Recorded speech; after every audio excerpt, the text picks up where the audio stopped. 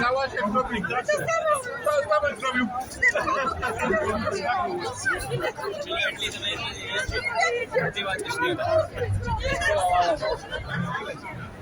A pokaz się tam rozkończył. Wszyscy powiedziały, że nie mówią Marek za to.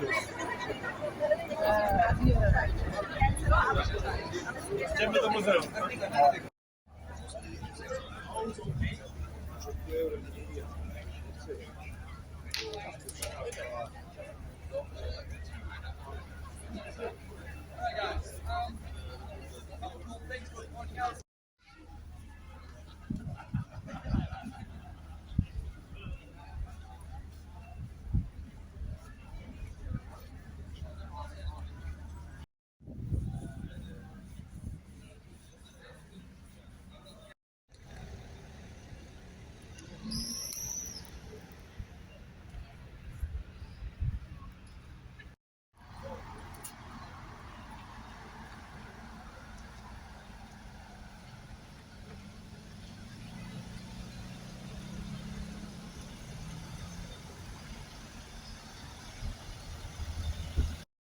Normal sila llamaran lahat kasi nga wala tayo.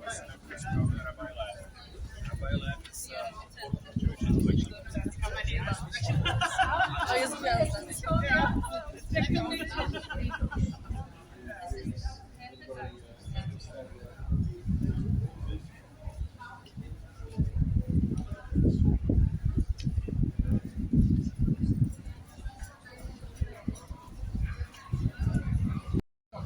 Guys, where we are right now is we are in the Paris street, which should make the Parisian feel at home, because this is meant to be inspired by the Champs-Élysées, the way that we have trees and expensive shit all over the place.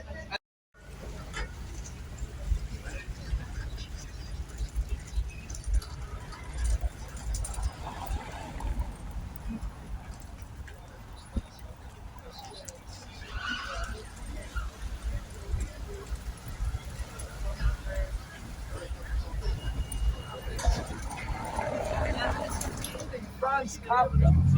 I think you should read him again as a had any colonies and we've never had any practice.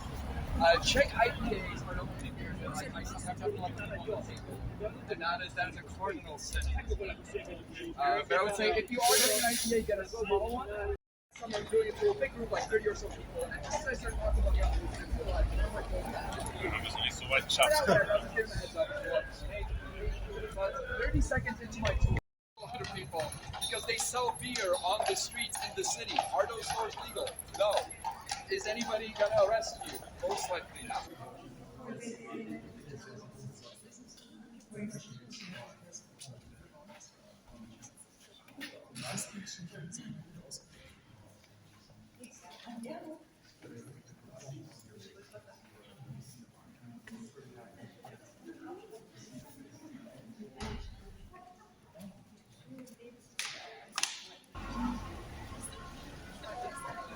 St. Jacob's Church or St. James's Church, depending on which translation you're going by.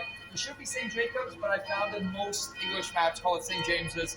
Just telling you in case you ever do want to go inside. When it does come to St. James's Church, what it's most famous for is for an ancient legend from the 15th century. As the story goes, inside you would have a statue of the Virgin Mary, a life-size version of the statue that was very inspiring. And by inspiring, I mean she had a golden necklace on her neck. That people try to steal. So it goes. There's a young man who sees the statue. He wants to steal the necklace. So he.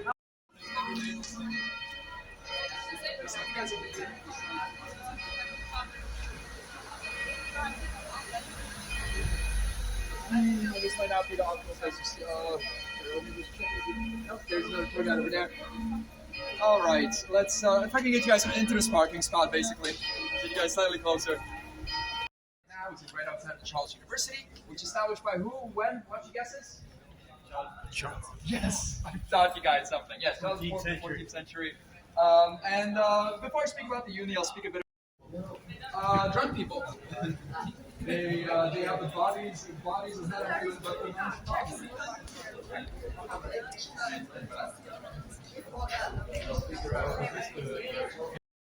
Thank you so much for making my life easier. Nothing is worse than somebody yelling the wrong answer with a strange amount of confidence. I once, the same guy who yelled pirates, he also yelled, just to give you fun. Didn't yell beetle, yelled beef. So I got my dad a dog a couple of years ago after he retired to like a max and whatnot, and I really wanted to call her Beef Oven, but he said it's an inappropriate name for Polish dog. Anyway, the story of Malta in relation to Prague starts off not over here, but in Vienna, at the premiere of The Marriage of Figaro. If you remember one thing from my tour, and one thing only, let it be this: Charles IV, 14th century. The grand majority of everything you're going to see in the city was established by Charles IV in the 14th century. Have you ever seen an old-looking building and you're wondering who built it and when?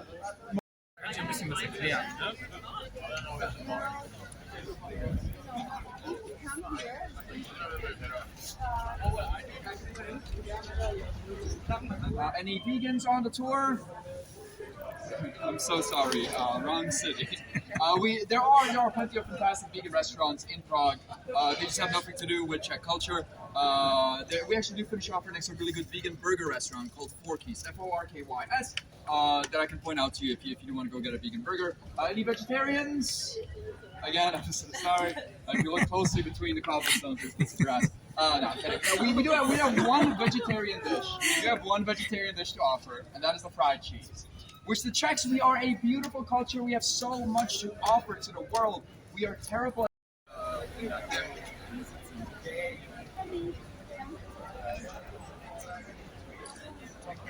If more of the group wants shade, we can move slightly more back. Or is this okay? Yeah. All right, cool. So guys, where we are right now is we are at the clock tower of Prague. It is fairly difficult for me to point and talk at the same time, so I'm just gonna need a head nod that I know we're all looking at the same thing. Everybody see the clock tower behind me? Yeah. Good. Nobody's legally blind, makes my job a lot easier. In the center of it, the complicated mechanism with the blue circle, red circle, black circle, that is the astronomical clock. Everybody see that one? Cool.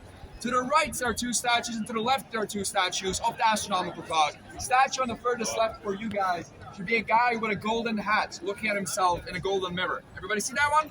Yep. Those four statues all together are meant to represent the three mortal sins of man and death. Starting from the far left, we have the sin of vanity. The guy looking at himself in a mirror, basically the modern day equivalent of somebody with a selfie stick. To the right of him, we have the sin of greed, which is shown as a Jewish moneylender. You might be thinking, Mike, that's a pretty anti-Semitic portrayal of the Jews. And the answer is, yeah, it's from the 15th century, a time when this area was feverishly anti-Semitic. We'll speak more about that in the second half of the tour when we go to the Jewish quarter. In the center, we have the astronomical clock. I'll get to that in just a second.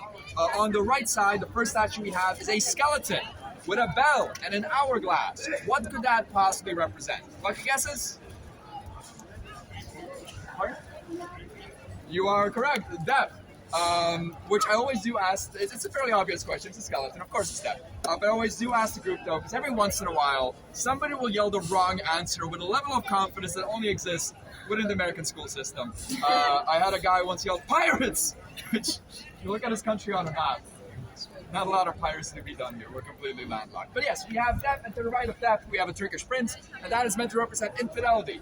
Turks, non-Christians, seen as the infidels, as a sign of infidelity. Now, every hour on the hour, there is a show, which, by the way, we won't be catching it on the tour, partially because of the timing, but also it is absolutely miserable being a tour guide here when the hour is full, because there's about 2,000 people all spread out here, all yelling at the same time.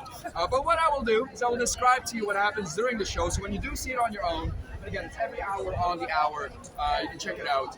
And you can think back to my calm, screaming voice, so exactly what each different part means. So, every hour on the hour, we have the three mortal sins: vanity, greed, and infidelity. They all shake their heads, no. Meanwhile, death tolls its bell, shakes its hourglass, and shakes its head, yes. What this is meant to represent is that death is saying to the three mortal sins, hey guys, it's time for y'all to die. To which they all say, no, death, please give us one more hour. And death says, okay. You get one more hour, every hour on the hour. It's the I'll do it tomorrow, but a clock tower full.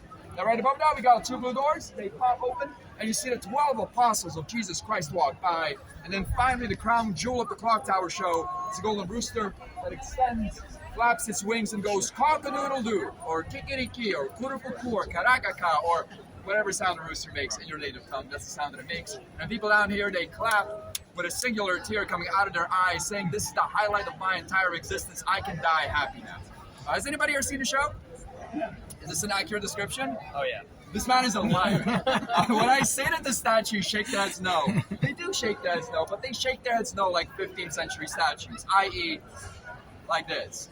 When I say the 12 apostles of Jesus Christ, there are 12 biblical-looking figures, but the most disappointing part is the golden rooster that extends, and I kid you not, by like this much. Clap its wings like this, and then the sound that it makes can only be described as and then you have like 2,000 people out here, which by the way, it's not that sunny today, but usually during like the heavy summer season, there is no shade here. We have like an ambulance parked over there, families of 5 turned to families of 3 because people wait here for 30 minutes to get a good spot to see that thing. And then they wait for 30 minutes for 15 seconds of this. And then they get really angry and they write like the craziest TripAdvisor reviews in the entire world, like 7 paragraph long reviews. And for this reason, it is said that according to TripAdvisor, this is the second most disappointing tourist attraction in all of Europe. By the way, if you're wondering, number 1 is meant to be the Mona Lisa. According to all the reviews, they say it's too small. Number 3 is meant to be the Little Mermaid out in Copenhagen. According to all the reviews, they say it's too small. Number 2 is meant to be the Clock Tower show in Prague, because according to reviews, it's not impressive enough. Which, you know, in the modern day, this was built in the 15th century. We have iPhones now. This will not blow your mind. However, if you have any engineers on the tour, judging by the amount of Germans we have on the tour, that statistically we have to have at least half the tour be engineers, then this still functions on approximately 2/3 of all of its original parts. Approximately. Which is an engineering marvel, but if you're not an engineer, you probably don't care that much. So let me point out a better way to take in the show. I recommend you watch it twice. Once from down here, see what all the fuss is about. Second time, from up over there. It is 250 crowns to get up to the top. That's exactly 10 euros, which, by the way, fairly standard for our entry fees into museums and viewpoints and all that sort of stuff. And if you're up there, if you like snapping pictures, you get to see all the old town from like a high vantage point. Great for snapping pictures. But also, if you do go up there, I recommend going up there about 10 minutes for the full hour.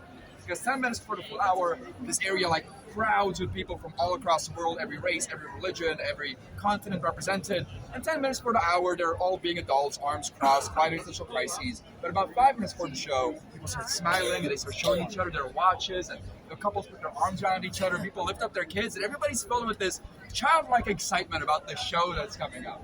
And then the show happens, and there is no other place in the world you can watch this many people from all across the world all get disappointed at the exact same moment, which to me is its own tourist attraction, but also I might just be a bit of a sociopath. But that's a prominent question I get about the clock towers. Mike, how do we tell time if we're in the Old Town Square? Use the phone.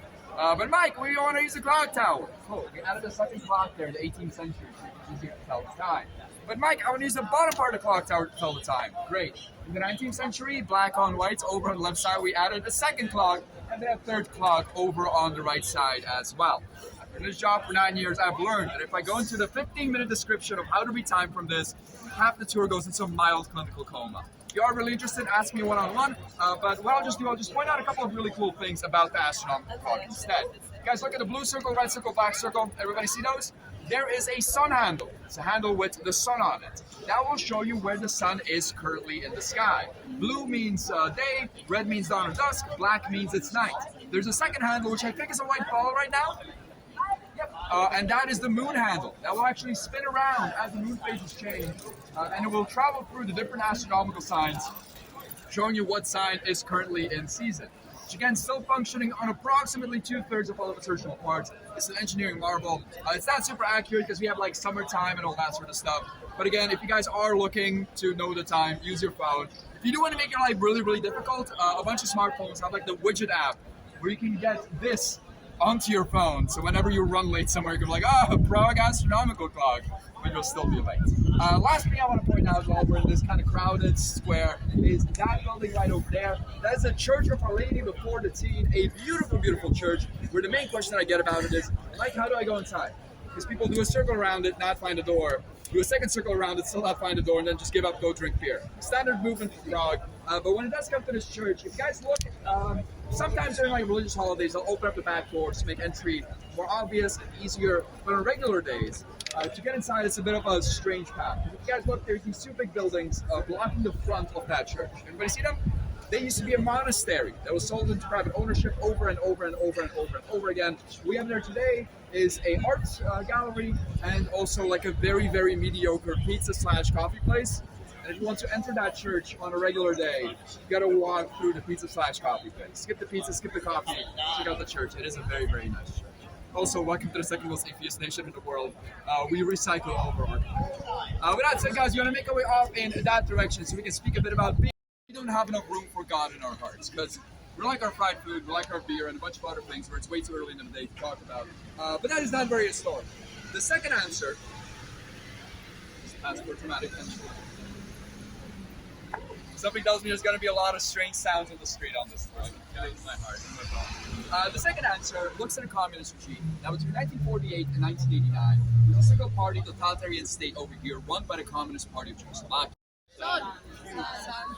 Okay, good. We got a healthy democracy over here. So those of you that want to make fun of on the tour, we got Austria over here, I believe. We got Texas. We got.